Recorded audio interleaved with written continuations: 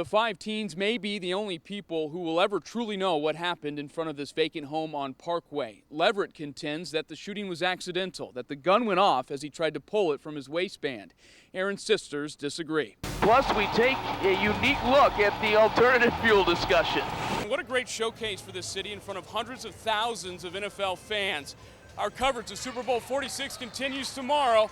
It's good. For now, reporting in Indianapolis, Dillon Collier, NBC 25 News. Bill Chief Brian Booker had more than 25 years of experience as a police officer, 20 in the city of Saginaw before coming to Buena Vista Township and becoming chief here in 2005. And from what we've been able to see records-wise, he ran a pretty tight ship. The hot, dry weather, because that's what helps it develop. Can you get the rust off of my throwing shoulder? I could try that. We'll have to fertilize it. All right, thanks a lot, Mark.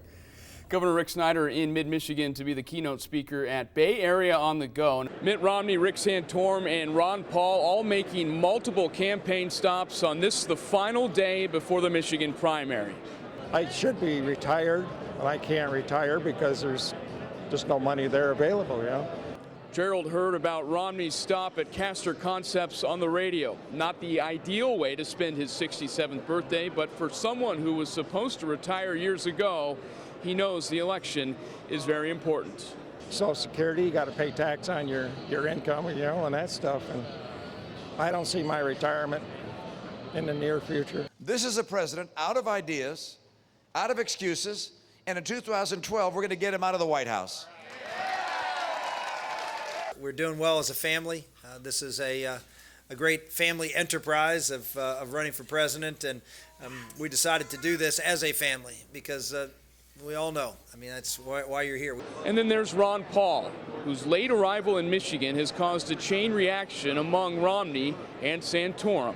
More and more people now are waking up. But people like you are wide awake. You know what's wrong. You know what has to be done. Washington is sound asleep. What we need to do is make sure they hear us and make sure they know what the message is, and that is for liberty. Members of Romney's campaign have said a loss in his home state would be disastrous to their efforts, but the impact on the Republican Party could be even more damaging in trying to keep President Obama from 4 more years in office. On the campus of Michigan State University in East Lansing, Dillon Collier, NBC 25 News. Monument Circle in downtown Indianapolis. NBC 25's coverage of Super Bowl 46 continues with Media Day, and for the first time in Super Bowl history, fans can actually pay to watch me and thousands of other members of the media work. Their favorite players almost close enough to touch, their every word transmitted from the podium to the seats inside Lucas Oil Stadium.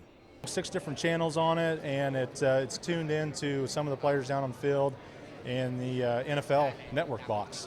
I think most of the people were listening to Tom Brady like we were, and it was pretty fun. And for lifelong Lions fans like Jim Hunsanger, a glimpse at what may someday be for the Detroit franchise. The drawing of the curtain between the fans and what goes on during Media Day, not lost on the players in this Super Bowl. It's pretty good, man. I love it. Yeah, we got a chance to experience this again as a team and as an organization, and come out and see all the Giant fans out here today is really good to see. About the only thing the fans couldn't experience at Media Day was what it's like to be on this side of the podium. Gentlemen in the back? No comments. More coverage from Indianapolis to come. For now, I'm Dillon Collier, NBC 25 News.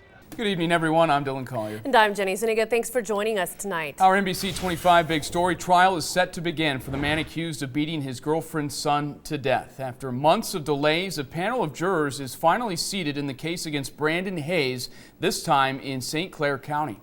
A car versus train accident caused big problems last night in Saginaw County. The collision happened around 9 o'clock near Carlton and Stoker in Carlton Township, just west of the Saginaw River. Police say a car was crossing the tracks when it was crushed by an oncoming train. The driver of the car was pinned inside his vehicle. He was later taken to St. Mary's Hospital in Saginaw with only minor injuries. Fire gutted a home on Flint's west side last night. According to fire officials, the fire was aided by exploding oxygen tanks, which were a hazard for firefighters. The fire department says the Corona Road home across from the Zimmerman Center was completely destroyed, leaving a family of 6 homeless. Police in Mount Pleasant now know the identity of a body found in a field earlier this week. Police say the body of 46-year-old Michael Court of Merrill was found Tuesday. Authorities had been looking for Court since he was reported missing on Sunday. He had been staying in a mobile home close to where his body was found. Police say he died of natural causes. Chief Meteorologist Mark Torregrossa joins us now. And Mark, cold today, but we had some sun. We did. Nice, pretty day. Flint Elementary School bringing in some extra muscle to help end bullying. Plus, Burton has a new police chief. We'll introduce you to him on the other side of the break. Stay with us. All right. Thanks a lot, Mark. All right, Mark. Thank you. The numbers are in, and 2011 was a big rebound year for U.S. automakers with double-digit sales increases. The charge was led by Chrysler. The company's sales increased 26% last year, including a whopping 37% increase in December.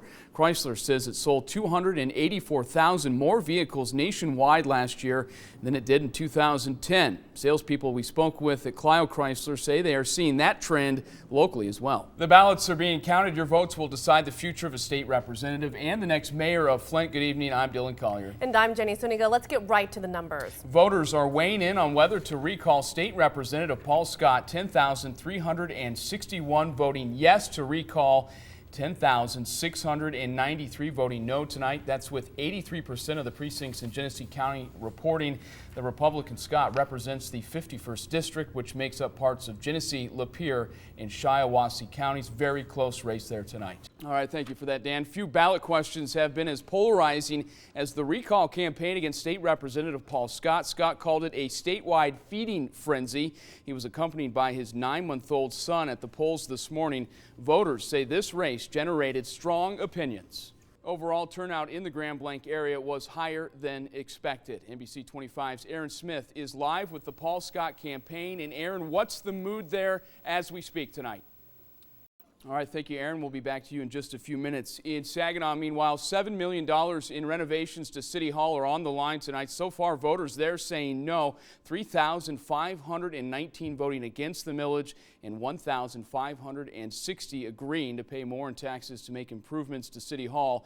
At stake was a 1.2 16-year millage that would raise $7 million. The 75-year-old building is in need of a complete restoration. Old asbestos and mold must be removed, a leaky roof repaired, and decaying plaster replaced. Extensive heating and plumbing work is also needed.